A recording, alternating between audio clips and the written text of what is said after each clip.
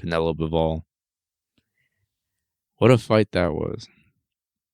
Of course, Canelo being the pound for pound king, still, even after this. There's just a lot to be said about this fight. And I feel like Dimitri Bivol had Canelo's number, really. He had all the attributes, all the skill. He's basically the perfect kryptonite to take out Canelo. Or not take him out, but, to defeat him. So, what's your take? Yeah, not the way anyone expected this fight to go, I don't think. Even if you thought Bivol was going to win, I think a lot of people just expected it to be a lot closer. And I mean, I know the judges had it 5-7 unanimously.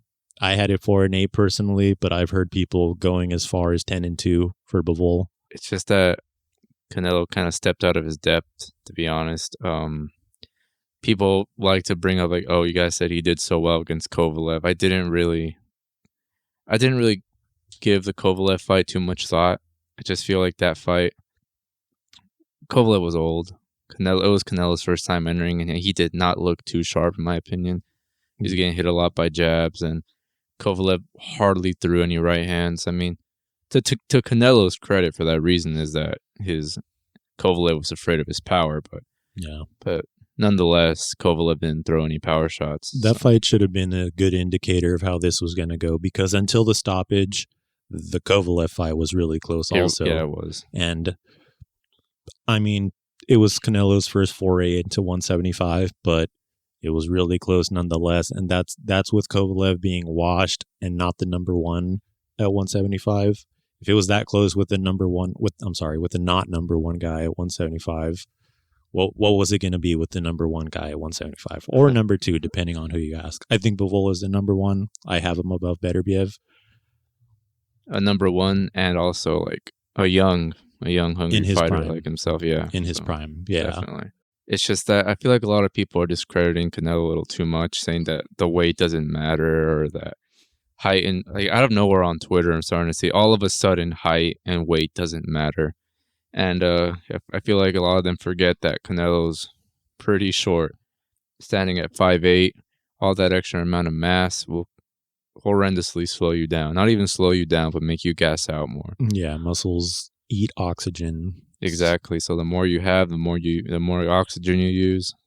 What's so hard to understand about that? I cannot understand. I've been defending Canelo all week. People know, they just want to hate. Right. But they'll never admit that was a factor. This is Canelo's first time in a long time at 175 after his body becoming acclimated to being at 168. And just for the credit, we're not discrediting Bivol at all. It was a solid win. His performance was top notch. It's just perfect. Beautiful. Yeah. He employed everything perfectly. He had all the answers at every time. He did what he had to do, and he won that fight the right way. No discredit to Bivol. Even though like Canelo won the Kovalev fight, there was still a blueprint to beat him there, and Bivol used it to his advantage, like completely. He probably watched that fight back multiple times.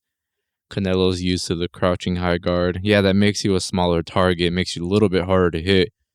But if you throw bunches into that small target, it's gonna count. Some will hit. Yeah, it's gonna land.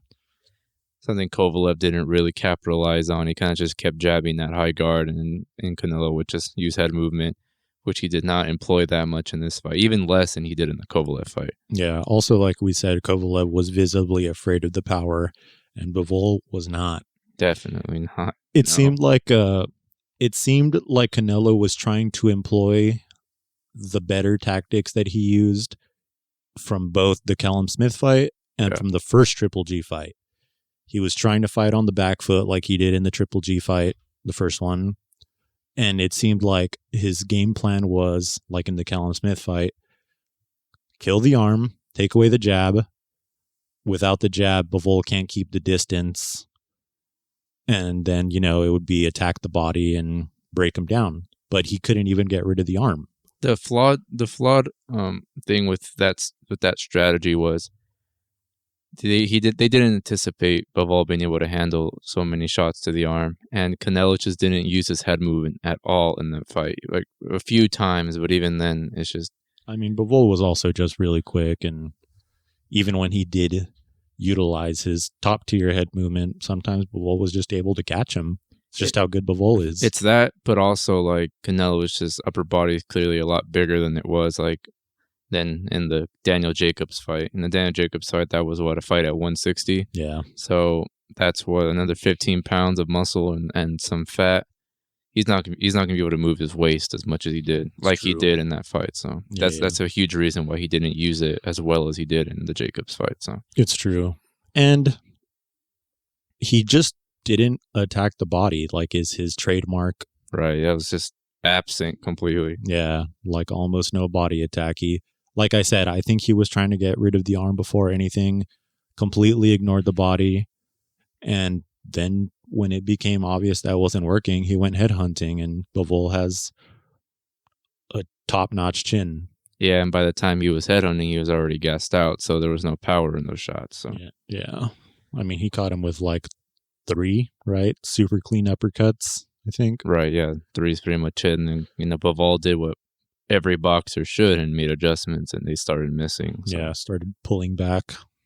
Something so simple just got on the win. It's crazy. I mean, simple but difficult, honestly, but a great fighter like Bivol will definitely make the adjustments. Yeah, and I think there was other things. I'm not going to make excuses for Canelo, but like we said, it was his first foray into 175 in a long time. His body wasn't acclimated to the weight. He's a small guy.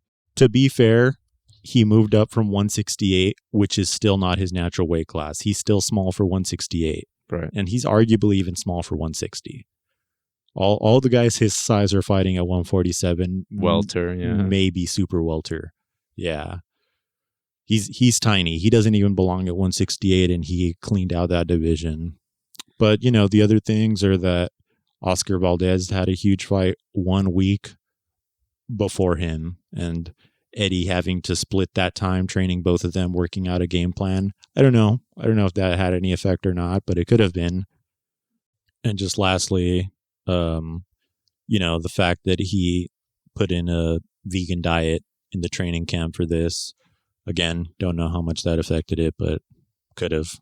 It's not a great diet to start for a huge fight like this. Yeah, to finish off that point you're making, I mean, a lot of people like to say, oh, all of a sudden we're coming out the woodworks with excuses for him, but nutrition and diet choices are a very big thing for a lot of, not even just boxing, but how you behave throughout the day.